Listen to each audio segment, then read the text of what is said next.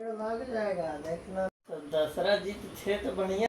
अंतः उष्णकटिबंधीय अभिसरण क्षेत्र inter tropical convergence zone ITCZ विषुवत पर स्थित अंतः उष्णकटिबंधीय अभिसरण क्षेत्र एक निम्न वायु दाब वाला क्षेत्र है। इस क्षेत्र में व्यापारिक पवनें मिलती हैं, अतः इस क्षेत्र में वायु ऊपर उठने लगती हैं। जुलाई के महीने में ITCZ 20 डिग्री से 25 डिग्री उत्तरी अक्षांशों के आसपास गंगा के मैदान में स्थित होता है। इसे ITCZ को कभी कभी मानसूनी गर्त भी कहते हैं। जुलाई के महीने में 20 से 25 डिग्री उत्तरी अक्षांशों के मध्य यह मानसूनी गर्त उत्तर एवं उत्तर पश्चिमी भारत पर तापीय निम्न वायुदाब के विकास को उत्तर एवं उत्तर पश्चिमी यह ITCZ या मानसूनी गर्त उत्तर एवं उत्तर पश्चिमी भारत पर तापीय निम्न वायुदाब के विकास को प्रोत्साहित करता है। ITCZ के उत्तर की ओर खिसकने के कारण दक्षिणी गोलार्ध की व्यापारिक पवनें 40 से 60 डिग्री पूर्वी देशांतर के बीच विषुवत वृत्त को पार कर जाती है। कोरियोलिस बल के प्रभाव से विषुवत वृत्त को पार करने वाले इन व्यापारिक पवनों की दिशा दक्षिण पश्चिम से उत्तर पूर्व हो जाती है। दक्षिण पश्चिम से उत्तर पूर्व हो जाती है। यही दक्षिण पश्चिम मानसून है। शीत ऋतु में ITCZ दक्षिण की ओर खिसक जाता है। इसी के अनुसार पवनों की दिशा दक्षिण पश्चिम से बदलकर उत्तर पूर्व हो जाती है। यही उत्तर पूर्व मानसून है। शीत ऋतु में दक्षिण पश्चिम से बदलकर उत्तर पूर्व हो जाता है और यही उत्तर पूर्व मानसून है। और ग्रीष्म ऋतु में दक्षिण पश्चिम से उत्तर पूर्व की ओर हो जाती है और यही दोनों में दक्षिण पश्चिम से उत्तर पूर्व की हो जाती है।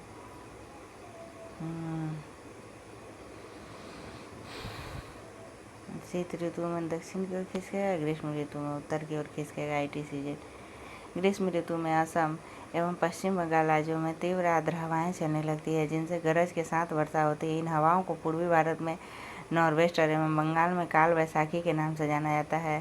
कर्नाटक में इसे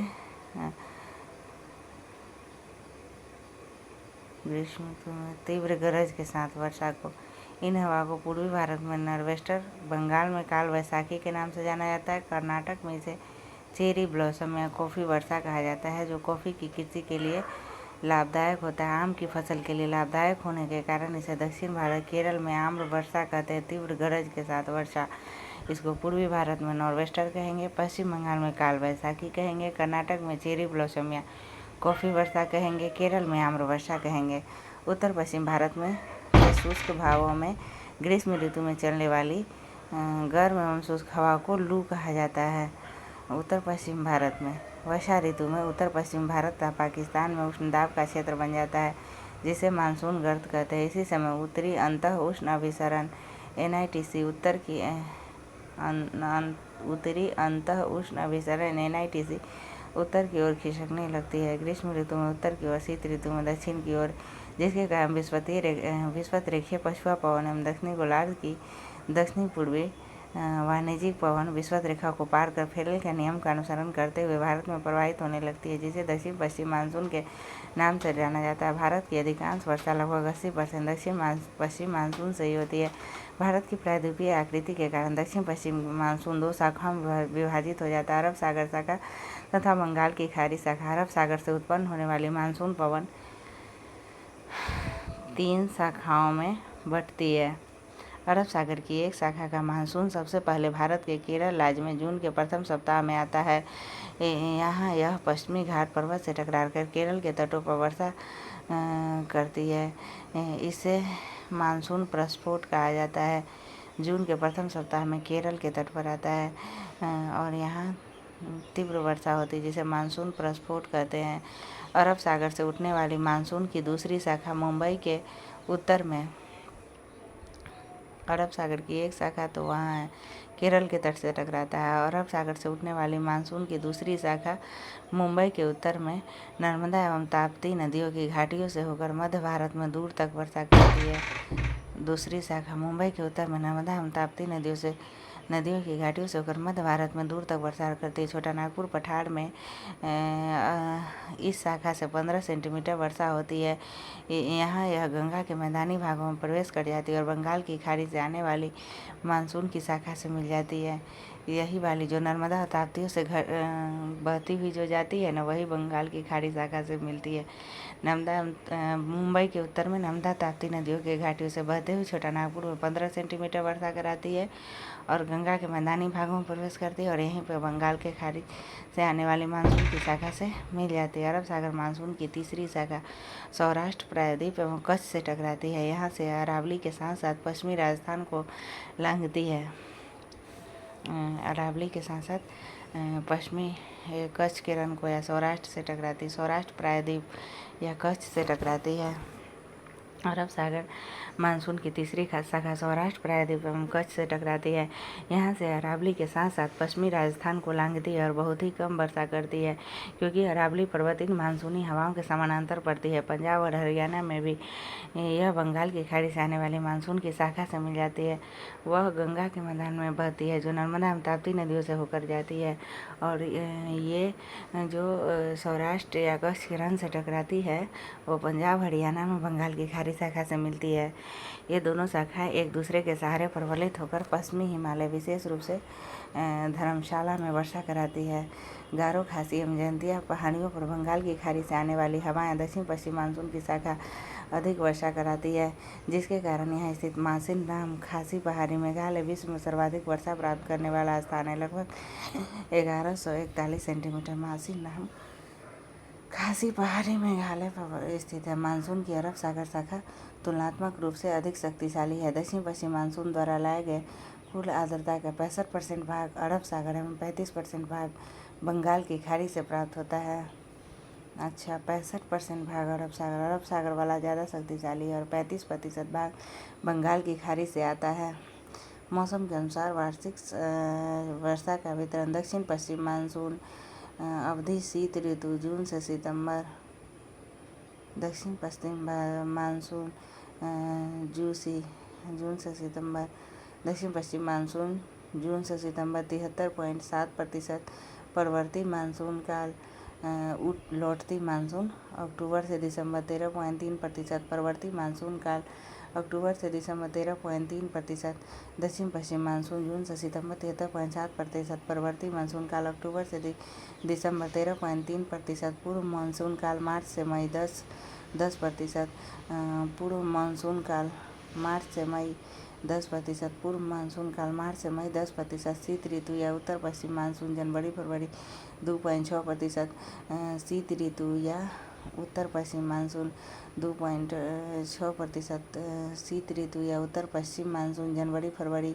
2.6%, शीत ऋतु या उत्तर पश्चिम मानसून जनवरी फरवरी 2.6%, शीत ऋतु या उत्तर पश्चिम मानसून जनवरी फरवरी 2.6%, दक्षिण पश्चिम मानसून जून से सितंबर 73.7%, परवर्ती मानसून काल अक्टूबर से दिसंबर 13.3%, पूर्व मानसून काल मार्च से मई 10%, पूर्व मानसून काल मार्च से मई 10%, शीत ऋतु या उत्तर पश्चिम मानसून जनवरी फरवरी 2.6%, शीत ऋतु या उत्तर पश्चिम मानसून जनवरी फरवरी 2.6%, शीत ऋतु उत्तर पश्चिम मानसून 2.6%, दक्षिण पश्चिम मानसून जून से सितंबर 73.7%, परवर्ती मानसून काल अक्टूबर से दिसंबर 13.3%, पूर्व मानसून काल मार्च से मई 10%, शीत ऋतु या उत्तर पश्चिम मानसून जनवरी फरवरी 2.6%, दक्षिण पश्चिम मानसून जून से सितंबर 73.7%, परवर्ती मानसून काल अक्टूबर से दिसंबर 13.3%, पूर्व मानसून काल मार्च से मई 10%, शीत ऋतु या उत्तर पश्चिम मानसून जनवरी फरवरी 2.6%, दक्षिण पश्चिम मानसून जून से सितंबर 73.7%, परवर्ती मानसून काल अक्टूबर से दिसंबर 13.3%, पूर्व मानसून काल मार्च से मई 10%,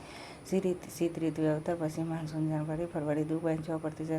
तमिलनाडु तट वर्षा ऋतु में शुष्क रह जाता है। इसके लिए 2 कारक उत्तरदायी है। तमिलनाडु तट बंगाल की खाड़ी की मानसून पवनों के समानांतर पड़ता है। बंगाल की खाड़ी की मानसून पवनों के समानांतर पड़ता है। दक्षिण पश्चिम मानसून की अरब सागर शाखा के वृष्टि क्षेत्र में पड़ता है। ये बंगाल की खाड़ी के शाखा के समानांतर पड़ता है। तमिलनाडु तट और अरब सागर के शाखा के वृष्टि छाया क्षेत्र में पड़ता है। तमिलनाडु तट मानसून में विच्छेद दक्षिण पश्चिम मानसून काल में एक बार कुछ दिनों तक वर्षा होने के बाद यदि 1, 2 या कई सप्ताह तक वर्षा न हो। दक्षिण पश्चिम मानसून काल में एक बार कुछ दिनों तक वर्षा होने के बाद यदि 2 या 3 सप्ताह तक 2 या कई सप्ताह तक वर्षा न हो। एक बार कुछ दिनों तक वर्षा होने के बाद यदि 1 या 2 सप्ताह तक वर्षा न हो तो इसे मानसून विच्छेद कहा जाता है। मानसून विच्छेद विभिन्न क्षेत्रों में विभिन्न कारणों से होता है। उत्तरी भारत के विशाल मैदान में मानसून का विच्छेद उष्णकटिबंधीय चक्रवातों की संख्या कम हो जाने से और उत्तरी भारत के विशाल मैदान में मानसून का विच्छेद उष्णकटिबंधीय चक्रवातों की संख्या कम हो जाने से और अंतः उष्णकटिबंधीय अभिसरण क्षेत्र की स्थिति में बदलाव से होता है। पश्चिमी तट पर मानसून विच्छेद तब होता है जब आर्द्र पवनें तट के समानांतर बहने लगे। राजस्थान में मानसून विच्छेद तब होता है जब वायुमंडल के निम्न स्तरों पर तापमान की विलोमता वर्षा कराने वाले आर्द्र पवनों को ऊपर उठने से रोक देती है। मानसून का निवर्तन मानसून के पीछे हटने या लौट जाने को मानसून का निवर्तन कहा जाता है। सितंबर के आरंभ में उत्तर पश्चिम भारत से मानसून पीछे हटने लगती है और मध्य अक्टूबर तक यह दक्षिण भारत को छोड़ शेष समस्त भारत से निवर्तित हो जाता है। सितंबर के आरंभ में उत्तर पश्चिमी भारत से मानसून पीछे हटने लगता है और मध्य अक्टूबर तक यह दक्षिण भारत को छोड़ शेष समस्त भारत से निवर्तित होने लगता है। सितंबर के मध्य से उत्तर पश्चिम भारत से लौटने लगता है और अक्टूबर के मध्य तक शेष दक्षिण भारत से लौटने लगता है तक यह दक्षिण भारत को छोड़ शेष समस्त भारत से निवर्तित हो जाता है। लौटती हुई मानसून पवनें बंगाल की खाड़ी से जलवाष्प ग्रहण करके उत्तर पूर्वी मानसून के रूप में तमिलनाडु कोरोमंडल तट पर जाड़े के दिनों में जनवरी-फरवरी के महीने में वर्षा कराती है। लौटती हुई मानसून उत्तर पूर्वी मानसून के रूप में तमिलनाडु कोरोमंडल तट पर जाड़े के दिनों में जनवरी-फरवरी के महीने में वर्षा कराती है।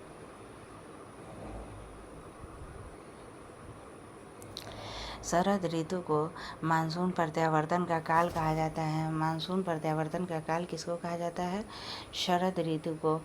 शरद ऋतु में बंगाल की खाड़ियों में अरब सागर में उष्णकटिबंधीय चक्रवातों की उत्पत्ति होती है। इन चक्रवातों से पूर्वी तटीय क्षेत्रों में मुख्यतः आंध्र प्रदेश एवं उड़ीसा तथा पश्चिमी तटीय क्षेत्रों में गुजरात में काफ़ी क्षति पहुँचता है। भारत में मानसून की अवधि 100 से 120 दिन होती है। भारत का जलवायु प्रदेश तापमान एवं वर्षा जलवायु के 2 महत्वपूर्ण तत्व हैं जिन्हें जलवायु वर्गीकरण के सभी पद्धतियों में निर्णायक माना जाता है। तथापि जलवायु के वर्गीकरण एक जटिल प्रक्रिया है। कोपेन ने अपने जलवायु वर्गीकरण का आधार तापमान तथा वर्षा के मासिक मानों को रखा है। कोपेन की पद्धति पर आधारित भारत की जलवायु निम्न 5 प्रकार की है। मासिक मानों को रखा है, तापमान एवं वर्षा के मासिक मानों को रखा है। कोपेन की पद्धति पर आधारित भारत की जलवायु 5 प्रकार के है। उष्णकटिबंधीय जलवायु, यहाँ सारा वर्ष औसत मासिक तापमान 10 डिग्री सेल्सियस से अधिक रहता है। औसत मासिक तापमान 10 डिग्री सेल्सियस से अधिक रहता है। अल नीनो और भारतीय मानसून। अल नीनो एक जटिल मौसम तंत्र है जो हर 5 या 10 साल बाद प्रकट होता है। इसके कारण संसार के विभिन्न भागों में सूखा, बाढ़ एवं मौसम की चरम अवस्थाएं होती है। पूर्वी प्रशांत महासागर में पेरू के तट के निकट पूर्वी प्रशांत महासागर में पेरू के तट के निकट उष्ण समुद्री धारा के रूप में प्रकट अल नीनो पूर्वी प्रशांत महासागर में पेरू के तट के निकट उष्ण समुद्री धारा के रूप में प्रकट होता है। इससे भारत सहित अनेक स्थानों का मौसम प्रभावित होता है। अल नीनो भूमध्य रेखीय उष्ण समुद्री धारा का विस्तार मात्र है जो अस्थायी रूप से ठंडी पेरुवियन अथवा हम्बोल्ट धारा पर प्रतिस्थापित हो जाती है। अल नीनो भूमध्य रेखीय उष्ण समुद्री धारा का विस्तार मात्र है जो अस्थायी रूप से ठंडी पेरुवियन अथवा हम्बोल्ट धारा पर प्रतिस्थापित हो जाती है। यह धारा पेरू तट के जल का तापमान 10 डिग्री सेल्सियस तक बढ़ा दी जाती है। अल नीनो किस पर प्रतिस्थापित होती है? तो पेरू धारा या हम्बोल्ट धारा। यह धारा पेरू तट के जल का तापमान 10 डिग्री सेल्सियस तक बढ़ा देती है। इसके निम्नलिखित परिणाम होते हैं। भूमध्य रेखीय वायुमंडलीय परिसंचरण में विकृति आ जाती है। भूमध्य रेखीय वायुमंडलीय परिसंचरण में विकृति आ जाती है। समुद्री जल के वाष्पन में अनियमितता हो जाती है। प्लावक की मात्रा में कमी हो जाती है जिससे समुद्र में मछलियों की संख्या घट जाती है। अल नीनो से प्लावक की मात्रा में कमी हो जाती है जिससे समुद्र में मछलियों की संख्या घट जाती है। उसके बाद भूमध्य रेखीय वायुमंडलीय परिसंचरण में विकृति हो जाती है। समुद्री जल के वाष्पन में अनियमितता हो जाती है। प्लावा की मात्रा में कमी हो जाती है, जिससे समुद्र में मछलियों की संख्या घट जाती है। भारत में मानसून की लंबी अवधि के पूर्वानुमान के लिए एल नीनो का उपयोग होता है। तो इससे क्या क्या बदलाव होता है? भूमध्य रेखीय वायुमंडलीय परिसंचरण में विकृति आती है। समुद्री जल के वाष्पन में अनियमितता आती है। भूमध्य रेखीय वायुमंडलीय परिसंचरण में विकृति आती है। समुद्री जल के वाष्पन में अनियमितता आती है। प्लावक की मात्रा में कमी आती है, जिससे समुद्र में मछलियों की संख्या घट जाती है। भारत में मानसून की लंबी अवधि के पूर्वानुमान के लिए एल नीनो का उपयोग होता है। एल नीनो शीतकाल के दौरान भारतीय उपमहाद्वीप में गर्म स्थिति का कारण बनता है। शीतकाल के दौरान भारतीय उपमहाद्वीप में गर्म स्थिति का कारण बनता है और ग्रीष्मकाल के दौरान यह शुष्क परिस्थितियों और कम मानसून का कारण बनता है। एल नीनो का शाब्दिक अर्थ बालक ईसा है, क्योंकि यह धारा दिसंबर के महीने में क्रिसमस के आसपास नजर आती है। एल नीनो का शाब्दिक अर्थ क्या है? बालक ईसा है। एल नीनो का शाब्दिक अर्थ बालक ईसा है, क्योंकि यह धारा दिसंबर के महीने में क्रिसमस के आसपास नजर आती है। पेरू दक्षिणी गोलार्ध में दिसंबर गर्मी का महीना होता है। पेरू दक्षिणी गोलार्ध में दिसंबर गर्मी का महीना होता है। कोपेन की योजना के अनुसार भारत की जलवायु प्रदेश कोपेन की योजना के अनुसार भारत के जलवायु प्रदेश कितना है? 5 गो है। 5 गो है। तो AMW लघु शुष्क ऋतु वाला मानसून प्रकार, लघु शुष्क ऋतु वाला मानसून प्रकार शुष्क ग्रीष्म ऋतु वाला AMW लघु शुष्क ऋतु वाला मानसून प्रकाश, लघु शुष्क ऋतु वाला मानसून प्रकार। AS शुष्क ग्रीष्म ऋतु वाला मानसून प्रकार। AS शुष्क ग्रीष्म ऋतु वाला मानसून प्रकार। AW उष्णकटिबंधीय सवाना प्रकार। AW उष्णकटिबंधीय सवाना प्रकार। BSHW अर्ध शुष्क स्टेपी जलवायु। BSHW अर्ध शुष्क स्टेपी जलवायु। CWG शुष्क शीत ऋतु वाला मानसून प्रकार। CWG शुष्क शीत ऋतु वाला मानसून प्रकार। DFC लघु ग्रीष्म तथा ठंडी शीत ऋतु वाला जलवायु प्रदेश। लघु ग्रीष्म तथा ठंडी आर्द्र शीत जलवायु वाला जलवायु प्रदेश DFC। और EF ध्रुवीय प्रकार। F ध्रुवीय प्रकार। AMW लघु शुष्क ऋतु वाला मानसून प्रकार। गोवा के दक्षिण में भारत का पश्चिमी तट आता है।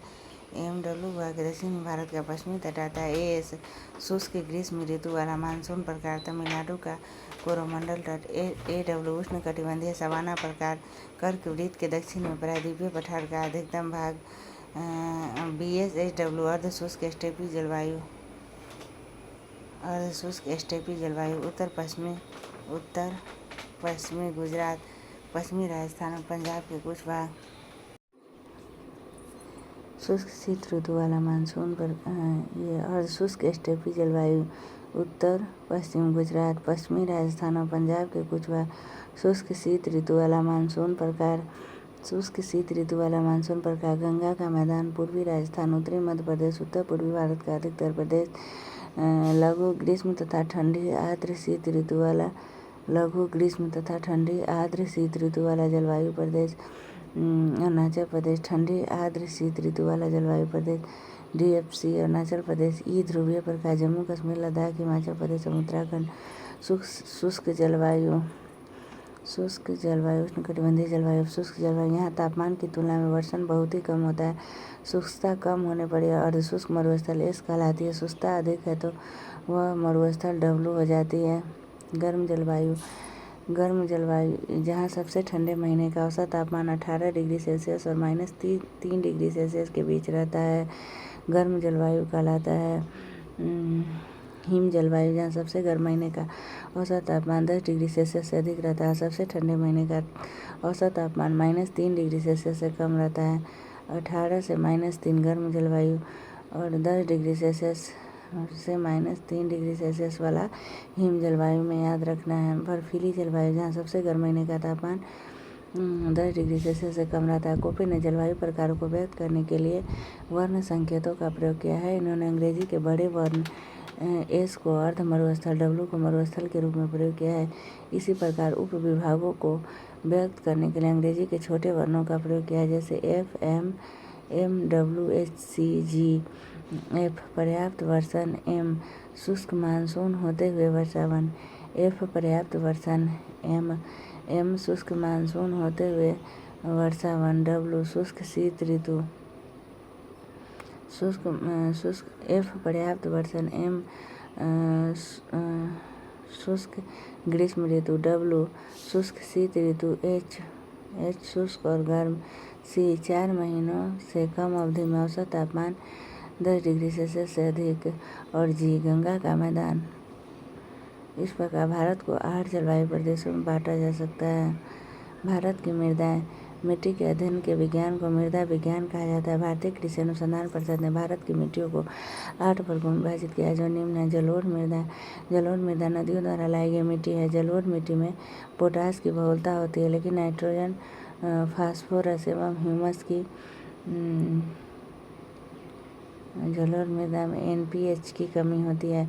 नाइट्रोजन, फास्फोरस, ह्यूमस की कमी होती है।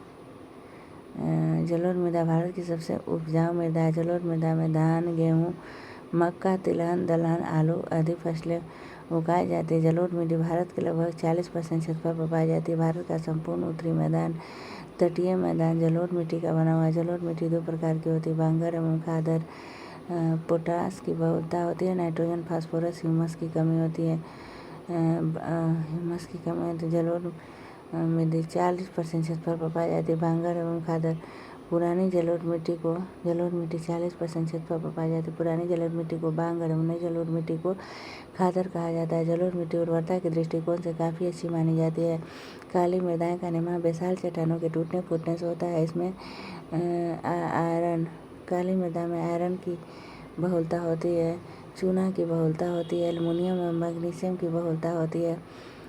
काली मृदा का निर्माण बेसाल चट्टानों के टूटने फूटने से होता है। काली मृदा में आयरन की बहुलता होती है, चूना का बहुलता होती है, एल्युमिनियम और मैग्नीशियम की। लोहा की बहुलता होगा, एल्युमिनियम का बहुलता होगा, मैग्नीशियम का बहुलता होगा, चूना का बहुलता होगा। काली मृदा में लोहा, एल्युमिनियम, मैग्नीशियम, चूना की बहुलता होती है। काली मृदा में पोटास की मात्रा भी पाई जाती है। काली मिट्टी का काला रंग टिटनी, फेरस, मैग्नेटाइट एवं जीवाश्म ह्यूमस की उपस्थिति के कारण होता है। काली मृदा का काला रंग टिटनी, फेरस, मैग्नेटाइट एवं जीवांश की उपस्थिति के कारण होता है। कौन मैग्नेटाइट? टिटेनी, फेरस, मैग्नेटाइट। काली मृदा का काला रंग टिटेनी, फेरस, मैग्नेटाइट एवं जीवांश ह्यूमस की उपस्थिति के कारण होता है। काली मृदा में नाइट्रोजन, फास्फोरस एवं NPH की कमी काली मृदा में भी होती है। नाइट्रोजन, फास्फोरस एवं ह्यूमस की कमी काली मृदा में भी होती है और जलोढ़ मृदा में भी होती है। नाइट्रोजन, फास्फोरस एवं ह्यूमस की कमी। काली मिट्टी टिटेनी, फेरस, मैग्नेटाइट की वजह से काला रंग होता है और ह्यूमस की वजह से भी काला रंग होता है काली मिट्टी का। काली मिट्टी को रेगूर मिट्टी के नाम से भी जाना जाता है। कपास की खेती के लिए काली मिट्टी सर्वाधिक उपयुक्त होती है, तो इसे काली कपास की मिट्टी भी कहा जाता है। अन्य फसलों में गेहूँ, ज्वार, बाजरा आदि को उगाया जाता है।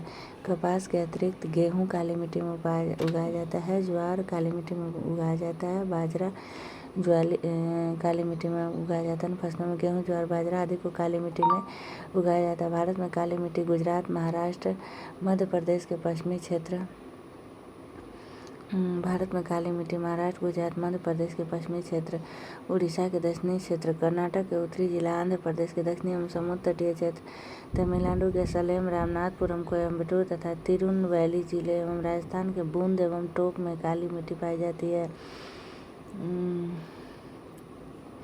काली मिट्टी गुजरात तथा महाराष्ट्र में होगा ही काली मिट्टी। मध्य प्रदेश के पश्चिमी भाग में भी काली मिट्टी होता है। मध्य प्रदेश के पश्चिमी भाग में काली मिट्टी होता है और उड़ीसा के दक्षिणी क्षेत्र में काली मिट्टी होता है। कर्नाटक के उत्तरी जिला में काली मिट्टी होता है। आंध्र प्रदेश के दक्षिणी एवं समुद्र तटीय क्षेत्र में, उड़ीसा में आंध्र प्रदेश के दक्षिणी एवं समुद्र तटीय क्षेत्र में काली मिट्टी होता है। तमिलनाडु के सलेम में काली मिट्टी होता है। तमिलनाडु के कोयम्बटूर में काली मिट्टी है। तमिलनाडु के रामनाथपुरम में काली मिट्टी है। तमिलनाडु के तिरुनवैली जिले में काली मिट्टी है। सलेम में है, कोयम्बटूर में है, रामनाथपुरम में है, तिरुनवैली जिले में है एवं राजस्थान के बूंदी एवं टोंक में काली मिट्टी है। लाल मृदा, रेड सॉइल। लाल मृदा का निर्माण जलवायु परिवर्तन के परिणाम स्वरूप रवेदार एवं कायांतरित सेलों के विघटन एवं वियोजन से होता है। लाल मृदा का निर्माण रवेदार एवं कायांतरित सेलों के विघटन एवं वियोजन से होता है। लाल मृदा में आयरन एवं सिलिका की बहुलता होती है। लाल मृदा में आयरन तो काली मिट्टी में भी होता है, आयरन लाल मिट्टी में भी होता है। तो लाल मिट्टी में आयरन एवं सिलिका की बहुलता होती है। लाल मिट्टी में आयरन एवं सिलिका की बहुलता होती है। रवेदार एवं कायांतरित सेलों के विघटन से लाल मृदा बनता है। रवेदार एवं कायांतरित सेलों के विघटन से लाल मृदा बनता है। रवेदार एवं कायांतरित सेलों के विघटन से लाल मृदा बनता है। लाल मृदा का निर्माण जलवायु परिवर्तन के परिणाम स्वरूप रवेदार एवं कायांतरित सेलों के विघटन एवं वियोजन से होता है। लाल मिट्टी में सिलिका एवं आयरन की बहुलता होती है। लाल मिट्टी का लाल रंग लौह ऑक्साइड की उपस्थिति के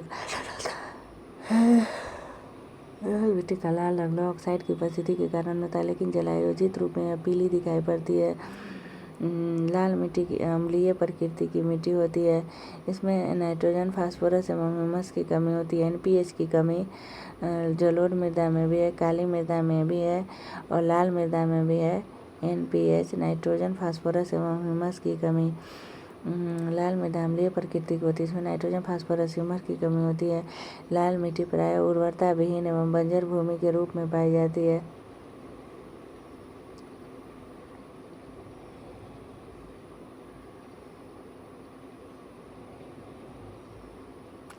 लाल मिट्टी में कपास होता है, गेहूँ होता है, दाल एवं मोटे अनाजों की खेती पाई जाती है। लाल मिट्टी में कपास होता है, गेहूँ होता है एवं मोटे अनाज की खेती की जाती है। भारत में लाल मिट्टी आंध्र प्रदेश एवं मध्य प्रदेश के पूर्वी भाग में लाल मिट्टी आंध्र प्रदेश एवं मध्य प्रदेश के पूर्वी भाग में पाया जाता है। छोटा नागपुर के पठारी क्षेत्र में लाल मिट्टी पाया जाता है। पश्चिम बंगाल के उत्तर पश्चिमी जिलों में लाल मिट्टी पाया जाता है। आंध्र प्रदेश के पूर्वी भाग में लाल मिट्टी, मध्य प्रदेश के पूर्वी भाग में लाल मिट्टी, छोटा नागपुर के पठारी क्षेत्र में लाल मिट्टी, पश्चिम बंगाल के उत्तर पश्चिमी जिलों में लाल मिट्टी, मेघालय की गारो खासी एवं जयंतिया के पहाड़ी क्षेत्रों में लाल मिट्टी, मेघालय के गारो खासी जयंतिया के पहाड़ी क्षेत्रों में लाल मिट्टी, नागालैंड में लाल मिट्टी, राजस्थान में अरावली के पूर्वी क्षेत्र में लाल मिट्टी, नागालैंड में लाल मिट्टी, राजस्थान में अरावली के पूर्वी क्षेत्र में लाल मिट्टी, नागालैंड में लाल मिट्टी, राजस्थान में अरावली के पूर्वी क्षेत्र में लाल मिट्टी, महाराष्ट्र, तमिलनाडु में कर्नाटक के कुछ भागों में लाल मिट्टी पाई जाती है। महाराष्ट्र, तमिलनाडु में कर्नाटक के कुछ भागों में लाल मिट्टी पाई जाती है। चूना का इस्तेमाल कर लाल मिट्टी की उर्वरता बढ़ाई जाती है।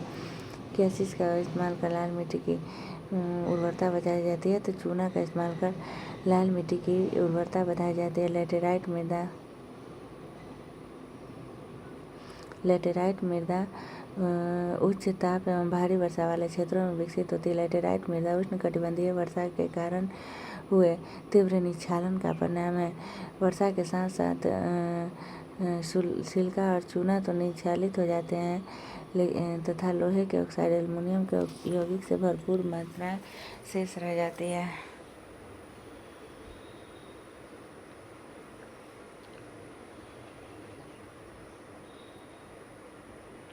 वर्षा के साथ साथ चूना और सिलिका तो निक्षालित हो जाते हैं तथा लोहे के ऑक्साइड एवं एल्युमिनियम के यौगिक से भरपूर सिलिका तथा चूना तो निक्षालित हो जाते हैं, जबकि लोहे के ऑक्साइड एवं एल्युमिनियम के यौगिक से भरपूर मृदाएं शेष रह जाती है। उसी तापमान में आसानी से पनपने वाले जीवाणु ह्यूमस की मात्रा को तेजी से नष्ट कर देते हैं।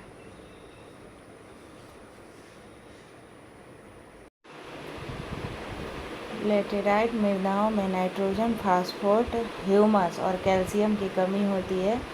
नाइट्रोजन, फास्फोरस, ह्यूमस की भी कमी होती है, कैल्शियम की भी कमी होती है और लौह ऑक्साइड और पोटास की बहुलता होती है। नाइट्रोजन, फास्फोरस एवं ह्यूमस की कमी जलोढ़ मृदा में भी होती है, काली मृदा में भी होती है, लाल मृदा में भी होती है और लेटेराइट मृदा में भी होती है। लेकिन लेटेराइट मृदा में लौह ऑक्साइड की बहुलता तो होती है, पोटास की भी बहुलता होती है। लेटेराइट मृदा सामान्यतः कर्नाटक, केरल, तमिलनाडु लेटेराइट मृदा सामान्यतः कर्नाटक, केरल, तमिलनाडु, मध्य प्रदेश तथा उड़ीसा और असम के पहाड़ी क्षेत्रों में पाई जाती है। लेटेराइट मृदा कहाँ पाया जाता है? तो कर्नाटक, केरल, तमिलनाडु, मध्य प्रदेश और उड़ीसा और असम के पहाड़ी क्षेत्रों में पाई जाती है। सेलों के टूट फूट से निर्मित होने वाले लेटेराइट मिट्टी को गहरी लाल लेटेराइट, सफ़ेद लेटेराइट एवं भूमिगत जलवायु लेटेराइट के रूप में वर्गीकृत किया गया है। गहरी लाल लेटेराइट में लौह ऑक्साइड तथा पोटास की बहुलता होती है। इसकी उर्वरता कम होती है, लेकिन निचले भाग में कुछ खेती की जाती है। तमिलनाडु, आंध्र प्रदेश और केरल में तमिलनाडु और आंध्र प्रदेश में काजू जैसे वृक्षों वाली फसल की खेती के लिए लाल लेटेराइट मृदा अधिक उपयुक्त है। काजू के लिए लाल लेटेराइट मृदा अधिक उपयुक्त है। सफ़ेद लेटेराइट की उर्वरता सबसे कम होती है और केओलिन के कारण इसका रंग सफ़ेद होता है। सबसे कम मतलब उर्वरता जो होता है वो सफ़ेद लेटेराइट मिट्टी का उर्वरता होता है। भूमिगत जलवायु लेटेराइट काफ़ी उपजाऊ होती है, क्योंकि वर्षा काल में लौह ऑक्साइड जल के साथ घुलकर नीचे चले जाते हैं। भूमिगत जलवायु लेटेराइट काफ़ी उपजाऊ होता है। सबसे ज़्यादा जो लेटेराइट मिट्टी में जो सबसे ज़्यादा उपजाऊ होता है वो भूमिगत जलवायु लेटेराइट है, उसके बाद सफ़ेद लेटेराइट है, उसके बाद लाल लेटेराइट है और तब सफ़ेद लेटेराइट है। सफ़ेद लेटेराइट का सबसे कम और भूमिगत जलवायु लेटेराइट का सबसे ज़्यादा होता है।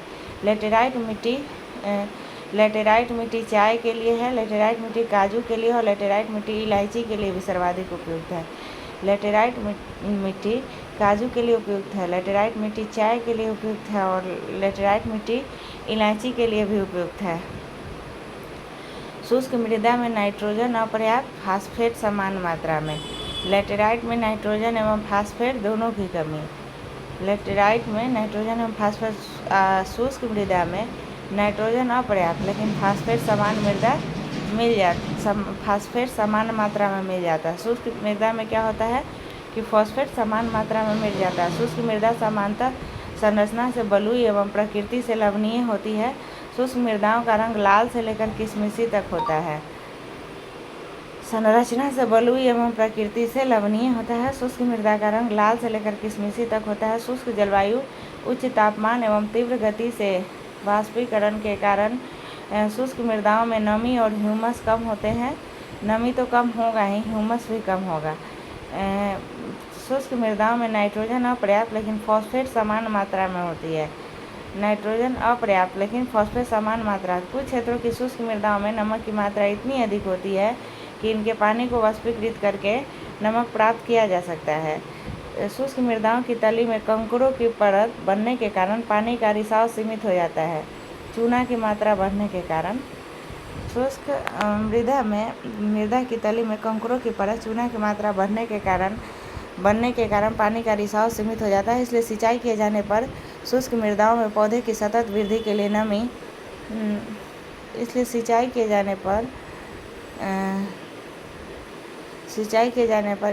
मृदाओं में, शुष्क मृदाओं में पौधे की सतत वृद्धि के लिए नमी सदा उपलब्ध रहती है।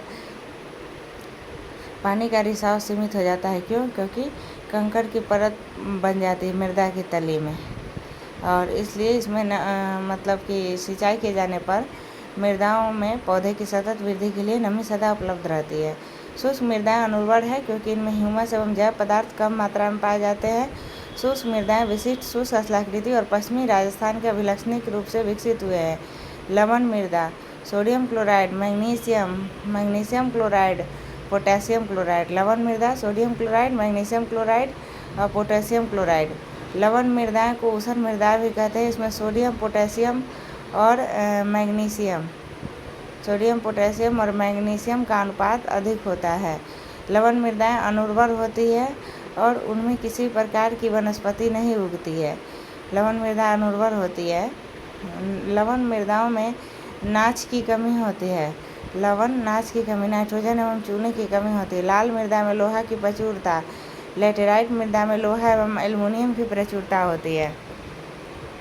लवण मृदाएं शुष्क और अर्धशुष्क एवं जलाक्रांत क्षेत्रों के अनुपों में पाए जाते हैं।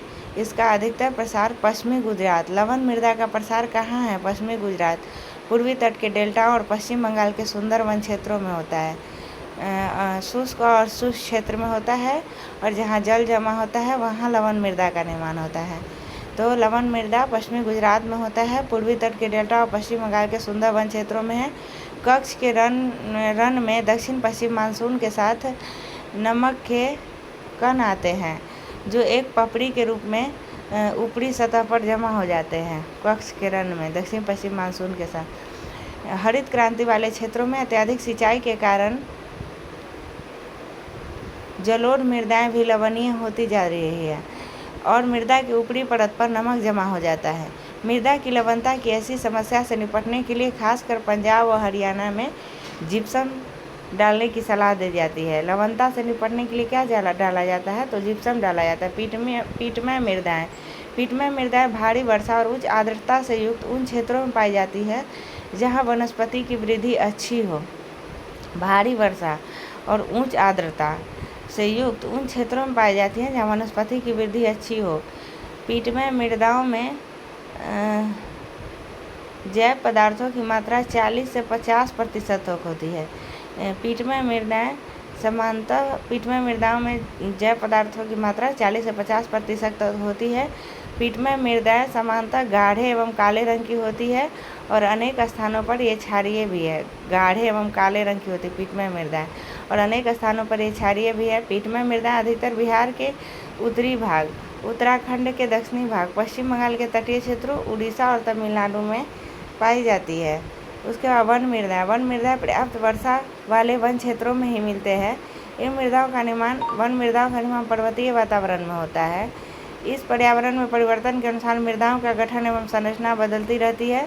घाटियों में से दुमटी और पांसू होती है तथा ऊपरी ढालों में ये मोटे कण वाली होती है। वनीय मृदाएं घाटियों में दुमटी या पांसू होती है तथा ऊपरी ढालों पर ये मोटे कण वाली होती है। हिमालय के हिमचाषी क्षेत्रों में इन मृदाओं का आच्छादन होते रहता है और ये अम्लीय और कम ह्यूमस वाली होती है। वनीय मृदा अम्लीय एवं कम ह्यूमस वाली होती है। निचली घाटियों में पाई जाने वाली मृदाएं उर्वर होती है। देश में मृदा अपरदन उसके दुष्परिणामों पर नियंत्रण हेतु 1953 में केंद्रीय मृदा संरक्षण बोर्ड का गठन किया गया। केंद्रीय मृदा संरक्षण बोर्ड 1953 में मरुस्थल की समस्या के अध्ययन के लिए जोधपुर में केंद्रीय शुष्क क्षेत्र अनुसंधान संस्थान कैजरी की स्थापना 1959 ईस्वी में की गई थी। मरुस्थल की समस्या के अध्ययन के लिए केंद्रीय शुष्क क्षेत्र अनुसंधान संस्थान कैजरी की स्थापना जोधपुर में 1959 ईस्वी में की गई थी। मृदा जलोढ़ मृदा सिंधु गंगा ब्रह्मपुत्र का दोआब तथा समुद्र तटीय मैदान में होता है। जलोढ़ मृदा में धान, गेहूँ, गन्ना, आलू, तिलहन एवं दलहन फसलें होती है। जलोढ़ मृदा में पोटास एवं चूना की प्रचुरता होती है। पोचू की प्रचुरता होती है। काली मृदा में पोचुमे की जलोढ़ मृदा में पोटास एवं चूना की प्रचुरता होती है। काली मृदा में पोचुमे की प्रचुरता होती है। पोटास, चूना एवं मैग्नीशियम की प्रचुरता होती है। काली मृदा महाराष्ट्र, गुजरात, मध्य प्रदेश, तमिलनाडु के अलावा क्षेत्र में मिलती है। काली मृदा में कपास होता है। काली मृदा में सोयाबीन होता है। काली मृदा में चना होता है। काली मृदा में ज्वार होता है। काली मृदा में गेहूँ होता है।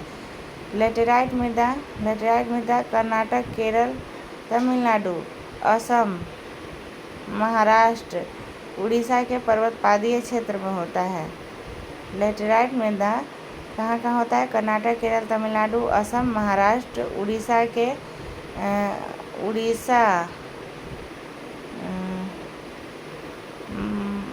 उड़ीसा महाराष्ट्र के पर्वतपादीय क्षेत्र। कर्नाटक, केरल, तमिलनाडु, उड़ीसा, असम, महाराष्ट्र के पर्वतपादीय क्षेत्रों में होता है। लेटेराइट मृदा में चाय होता है। लेटेराइट मृदा में कॉफ़ी होता है, रबर होता है। लेटेराइट मृदा में काजू होता है। चाय, कॉफ़ी लेटेराइट मृदा में, काजू लेटेराइट मृदा में, इलायची लेटेराइट मृदा में, रबर लेटेराइट मृदा में, सिनकोना लेटेराइट मृदा में। लेटेराइट मृदा में लोहा एवं एल्युमिनियम की प्रचुरता होती है। लाल मृदा में भी तो लोहा तत्व की प्रचुरता होती है और लेटेराइट मृदा में भी लोहा एवं एल्युमिनियम की प्रचुरता होती है। लाल मिट्टी कहाँ होती है? लाल मिट्टी आंध्र प्रदेश एवं मध्य प्रदेश के पूर्वी भाग में, छोटा नागपुर के पठारी क्षेत्र में लाल मिट्टी होती है। पश्चिम बंगाल के उत्तर पश्चिम जिले, मेघालय की गारो खासी जयंतियों के पहाड़ी क्षेत्रों में लाल मिट्टी होती है। नागालैंड में लाल मिट्टी होती है। राजस्थान के अरावली के पूर्वी क्षेत्र में लाल मिट्टी होती है। महाराष्ट्र, तमिलनाडु एवं कर्नाटक के कुछ भागों में लाल मिट्टी पाई जाती है। लाल मिट्टी में क्या क्या होता है? तो लाल मिट्टी में मूंगफली होता है। लाल मिट्टी में केला होता है। लाल मिट्टी में तंबाकू होता है। लाल मिट्टी में रागी ज्वार होता है। लाल मिट्टी में तीसी होता है। लाल मिट्टी में कपास होता है। लाल मिट्टी में गेहूँ होता है और मक्का होता है। लाल मिट्टी में मूंगफली, लाल मिट्टी में केला, लाल मिट्टी में तंबाकू, लाल मिट्टी में रागी ज्वार, लाल मिट्टी में तीसी, लाल मिट्टी में कपास, लाल मिट्टी में गेहूँ मक्का, लाल मिट्टी में लौह तत्व की प्रचुरता होती है। मरुस्थलीय मृदा, मरुस्थलीय मृदा पंजाब, हरियाणा, राजस्थान, पश्चिमी उत्तर प्रदेश में मिलती है। मरुस्थलीय मृदा में बाजरा, ज्वार, मोटा अनाज, सरसों और जौ पाया जाता है। मरुस्थलीय मृदा में लवण और फास्फोरस की प्रचुरता होती है। नाइट्रोजन अपर्याप्त एवं फॉस्फेट समान मात्रा में मरुस्थलीय मृदा में। तो मरुस्थलीय मृदा में फॉस्फेट या लवण पर्याप्त होता है। लवण और फास्फोरस की प्रचुरता होती है। नाइट्रोजन की कमी होती है। पर्वतीय मृदा, कश्मीर से लेकर अरुणाचल प्रदेश है। पर्वतीय मृदा में सेब होता है, नाशपाती होता है, आलू होता है। पर्वतीय मृदा में पोटास और फास्फोरस की प्रचुरता होती है। पर्वतीय मृदा में प एवं फ की प्रचुरता होती है। पोटास एवं फास्फोरस की प्रचुरता होती है। कैजरी 1959 में जोधपुर में। मिट्टी की उर्वरता में कमी का कारण, पोषक तत्वों का ह्रास, निक्षालन, भारी वर्षा के कारण निक्षालन हो जाता है। अपर्दन, उर्वरता युक्त मिट्टी की सतह का ह्रास, कृषि भूमि का अति प्रयोग, दोषपूर्ण कृषि प्रबंधन। भारतीय मिट्टियों में समानता नाइट्रोजन, फास्फोरस में पोटास की कमी होती है। देश में मृदा एवं उसके दुष्परिणामों पर नियंत्रण हेतु 1953 में केंद्रीय मृदा संरक्षण बोर्ड का गठन किया गया। 1953 में केंद्रीय मृदा संरक्षण बोर्ड और 1959 में ये शुष्क क्षेत्र अनुसंधान संस्थान कैजरी जोधपुर। केंद्रीय मृदा संरक्षण संस्थान, केंद्रीय मृदा संरक्षण बोर्ड 1953, केंद्रीय मृदा संरक्षण बोर्ड 1953 एवं शुष्क क्षेत्र मृदा अनुसंधान संस्थान कैजरी 1959।